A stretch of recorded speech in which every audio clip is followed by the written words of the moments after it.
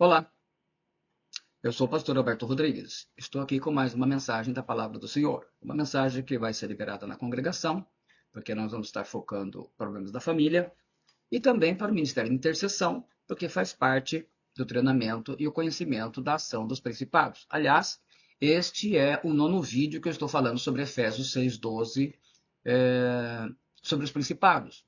Anteriormente, falamos sobre principados e potestades na guerra contra a sua família, Efésios 6:12, né? Deuses das Nações, Batalha Espiritual, parte 1, Principados e Ministério de Intercessão, parte 2, Principados e Potestades e Ministério de Intercessão, Principados atacam crianças, adolescentes e jovens, como um principado controla presidente, governador e prefeito, Principados e Ministério de Intercessão, e esse agora, Principados destruindo famílias. Uma nova mensagem, com uma nova ênfase, um novo foco, para que a gente possa estar aí aprendendo a palavra do Senhor. O texto básico está aí, Efésios 6:12, como eu disse. A corrigida fiel traduz porque não temos de lutar contra a carne e o sangue, mas sim contra os principados, contra as potestades, contra os príncipes das trevas deste século, contra as hostes espirituais da maldade nos lugares celestiais. Almeida corrigida fiel, Almeida revista atualizada, melhor dizendo, traduz porque a nossa luta não é contra o sangue e a carne, sim contra os principados e potestades, contra os dominadores deste mundo tenebroso, contra as forças espirituais do mal nas regiões celestes. Tudo falando sobre eles nos detalhes, vocês têm em outros vídeos. São 8 vídeos, 8 mensagens falando sobre eles com detalhes. Eu não vou repetir aqui. Eu vou direto ao tema das suas influências hoje, especialmente na família. Essa é a mensagem agora. As pessoas estão cansadas. Os principados, eles influenciam, moldam culturas, artes, os costumes dos povos, a guerra, a ciência, filosofia e tudo mais. E com isso eles mantêm o controle sobre o modo de vida de uma população, de uma geração tão necessário para realizar a sua missão. E é por isso que nós vemos maridos estão cansados de mulheres rixosas, insatisfeitas e sempre reclamando de tudo.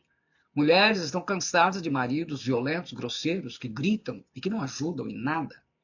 Os pais estão cansados de filhos problemáticos, rebeldes, que só trazem problemas. Os adolescentes e os jovens estão cansados de pais que não entendem, nos compreendem. Membros estão cansados do pastor, da congregação, de vir aos cultos, de tomar a ceia, estão cansados de muitas vezes da vida. Cada cristão procura a solução do mundo, a solução que ele acha melhor.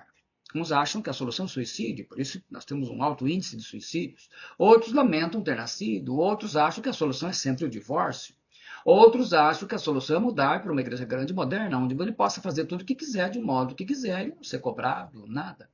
Outros se contentam em viver à base de remédios contra a depressão, ansiedade, melancolia, angústia, isolado, muitas vezes não se socializando com ninguém. Outros preferem abandonar tudo e viver como ímpios, viva hoje como se fosse o seu último dia, e muitas vezes fazem bobagens. Por que as pessoas estão tão cansadas e vivem tão mal? Resposta: as pessoas estão cansadas porque não sabem viver. Ninguém as ensinou a viver. São ovelhas que não têm pastor. As escolas, as academias, os institutos, as universidades. Mas não existe uma escola que ensine a pessoa a viver. Como ser um bom marido e se conduzir no casamento, como ser uma boa esposa e se conduzir no casamento. E a coisa é tão grave que nem interesse em aprender a ouvir sobre o casamento, muitos casais têm vontade. Gasta-se tempo nas redes sociais, no celular, na TV, mas não se pode dedicar 2 horas num curso ou num treinamento para casais com algum ensinamento que possa edificá-los.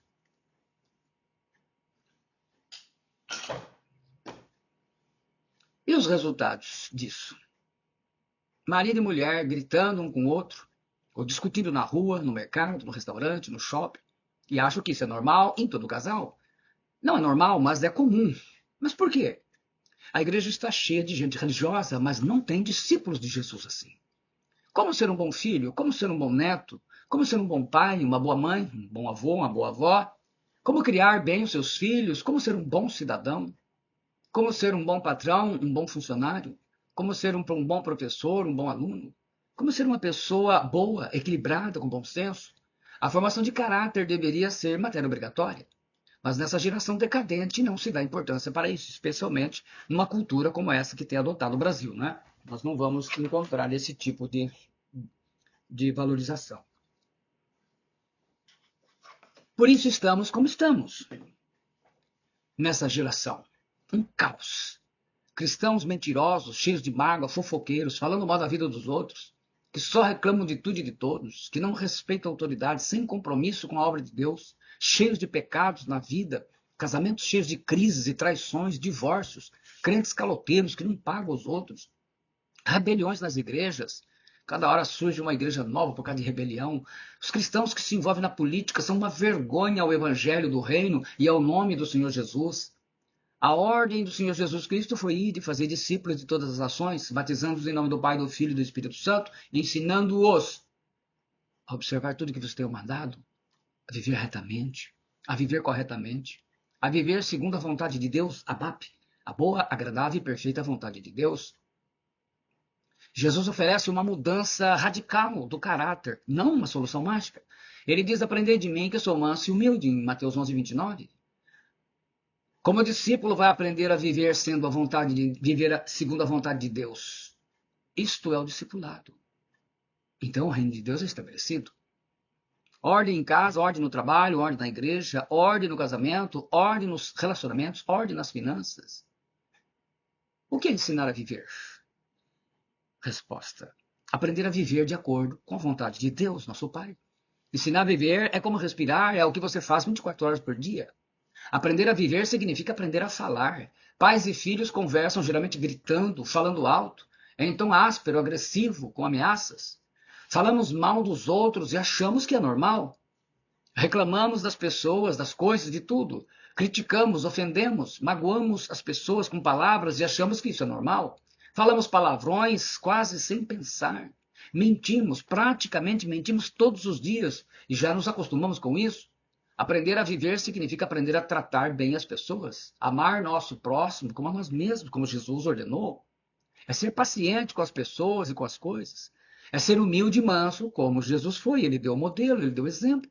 É ser amável. É ser respeitoso com todas as pessoas, especialmente com o seu pastor, com o seu pai, com as autoridades a qual você está envolvido, né? Os seus encarregados, seu chefe, seu patrão.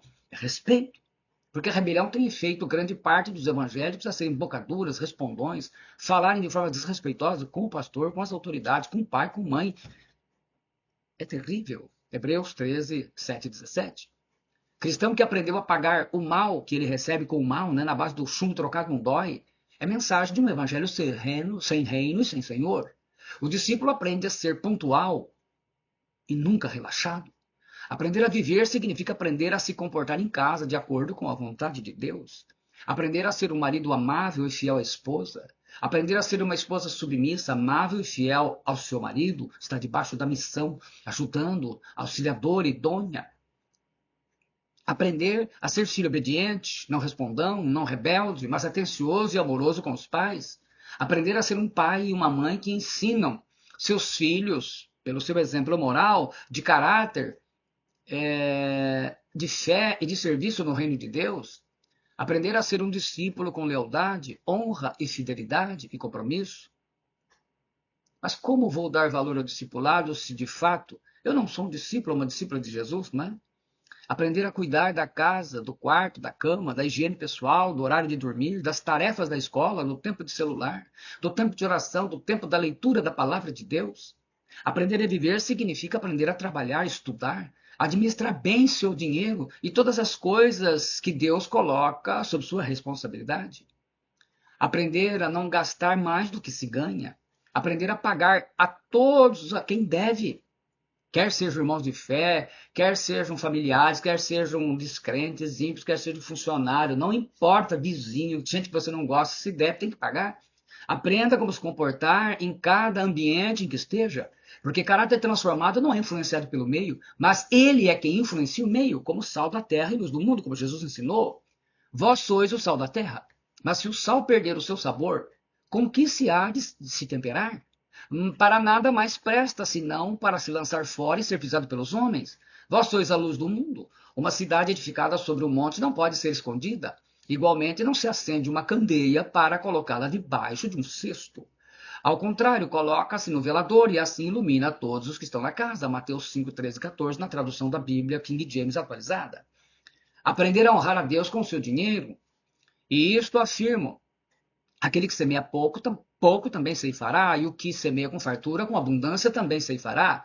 Cada um contribua segundo tiver propósito no coração, não com tristeza ou por necessidade, porque Deus ama quem dá com alegria. 2 Coríntios 9, 6, versículos 6 e 7. Aprender a viver e a se comportar em santidade na área sexual, a área de maior influência de demônios, né, que tem um prazer grande para destruir vidas e ministérios. Quantos maridos estão traindo suas esposas? Quantas esposas estão traindo seus maridos? As relações sexuais são unicamente dentro do casamento, não antes nem fora do casamento. Os namoros sem propósitos e mundanos dos adolescentes de 13, 14, 15, 16, 17 anos que não vão casar, estão aí engravida, aborta, meu Deus do céu, apenas para se apresentar no seu meio social e dizer que ele não é um bebê, né? Boca virgem. Nossos adolescentes e jovens, ao invés de ensinar aos adolescentes ímpios, preferem ter uma vida igual a deles, porque não suportam a pressão e a zombaria. Quer dizer, ao invés de influenciar, são influenciados. Ensinar a discípulos a viver de acordo com a vontade de Deus, cheios do Espírito Santo. Aprender a viver é ensinar aos filhos e discípulos a governar com honestidade e justiça, para que quando forem governantes no país, se um dia forem, possam governar com honestidade e justiça, que agrada a Deus, né, que é uma coisa rara de se ver nesse país. Esta é a essência e a razão do discipulado. E os principados continuam trabalhando contra a família, e por isso que eles não querem que você seja discípulo. Belial trabalha para desviar os filhos dos crentes. Eram, porém, os filhos de Eli, filhos de Belial, não conheciam o Senhor, 1 Samuel 2,12. Eli era sumo sacerdote em Israel, mas seus filhos foram criados sem disciplina, como em nossa geração. Belial os transformou em seus filhos, embora fossem filhos de crente, não conheciam o Senhor. Eli os criou apenas com o conforto do mundo de uma vida sem sofrer necessidades ou privações, sem disciplina, sem correção. Apalpou tudo que eles avaliou e deixou correr frouxo. Ele deu o que dinheiro podia comprar. Vamos assim dizendo no nosso linguajar de hoje, que na época não tinha dinheiro, mas o que os bens podiam comprar. Mas não deu um exemplo de vida e de obediência a Deus. Se você não ensinar o seu filho a viver como para Deus, Belial vai se encarregar de fazer seu filho servir ao diabo, sendo um filho de Belial. Ele vai colocar pessoas. E hoje nós temos até um ensino público que facilita isso. Você é quem escolhe. O apóstolo Paulo diz: e que concórdia há entre Cristo e Belial? Ou que parte tem o fiel e o infiel, segundo Coríntios 6,15? Astarote, Moloque e Belzebu, que é chamado de Quemos nessa época, vencem Salomão. E o rei Salomão amou muitas mulheres estrangeiras. Além da filha de Faraó, Moabitas, Amonitas, Edomitas, Sidônias e Eteias. E tinha 700 mulheres, princesas e 300 concubinas e 2 mulheres, e suas mulheres lhe perverteram o coração. Porque sucedeu que no tempo da velhice de Salomão, suas mulheres lhe perverteram o coração para seguir outros deuses. E o seu coração não era perfeito para com o Senhor seu Deus, como o coração de Davi, seu pai. Porque Salomão seguiu Astarote, deusa dos Sidônios, e Milcom, a abominação dos Amonitas. Assim fez Salomão, que parecia mal aos olhos do Senhor, e não perseverou em seguir ao Senhor, como Davi, seu pai. Então edificou Salomão um alto a Quemos, a abominação dos Moabitas, sobre o monte que está diante de Jerusalém, e a Moloque, a abominação dos filhos de Amon. E assim fez para com todas as suas mulheres estrangeiras, as quais queimavam incenso e sacrificavam seus deuses. Cruel isso, né? Pelo que o Senhor se indignou contra Salomão, porquanto desviaram o seu coração do Senhor Deus de Israel, o qual 2 vezes lhe aparecera.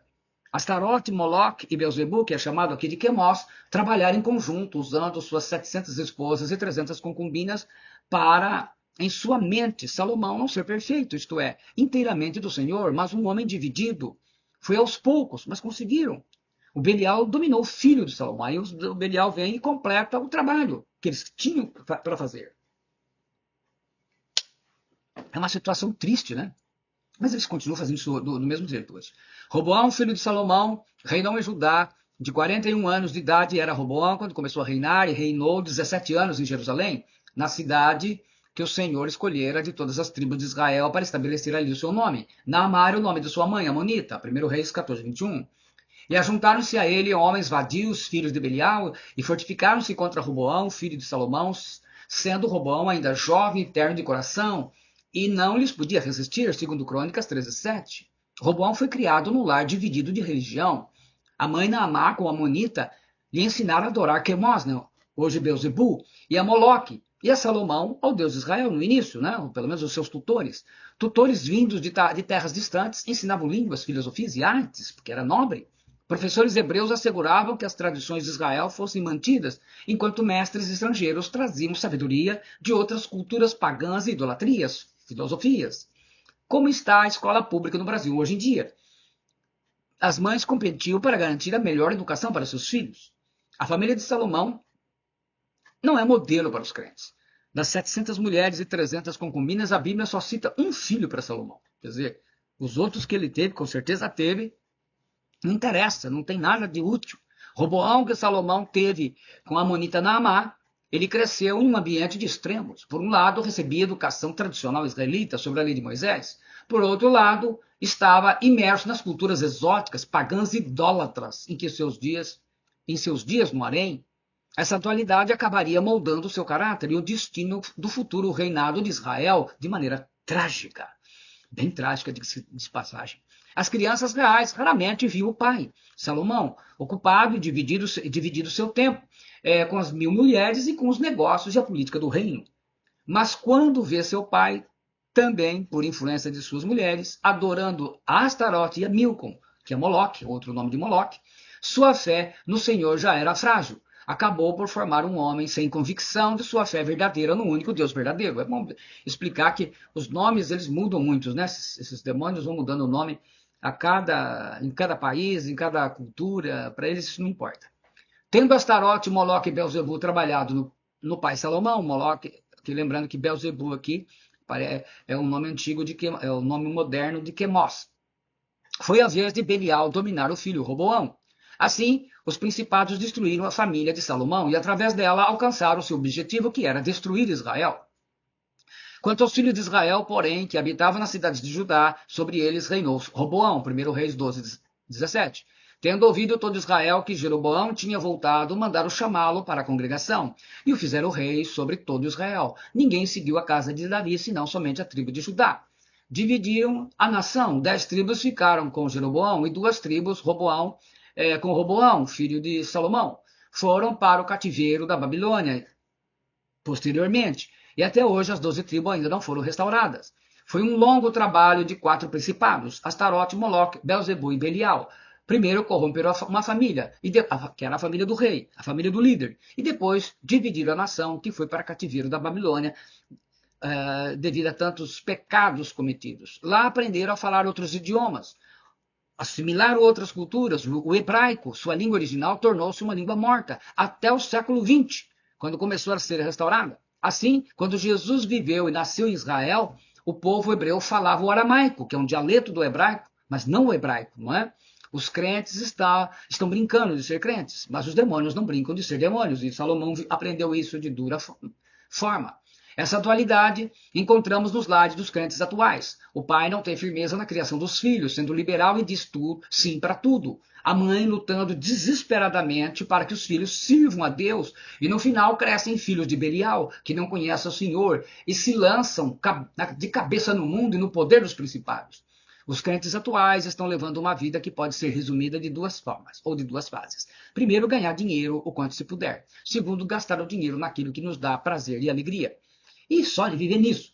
E se esquecem de que seus filhos debaixo do seu nariz estão se tornando filhos de Belial. Nós vemos uma grande porção de filhos de crentes que não vão à igreja, odeiam falar de igreja. De culto, de congregação, de Bíblia. Porque Salomão seguiu Astarote, deusa dos Sidônios, e Milcom, a abominação dos Amonitas. Inicialmente, Salomão permitiu esses cultos como uma concessão diplomática, mas aos poucos foi seduzido pelo amor e influência de suas esposas, e pela curiosidade intelectual, provavelmente, começou a participar dos rituais de adoração a Astarote, Moloque e Quemos, Belzebu. O homem que construiu para o Senhor o templo mais luxuoso da história, cujo interior era todo de ouro, agora constrói altares para deuses das nações, que são principados, nas colinas ao redor de Jerusalém. Que triste.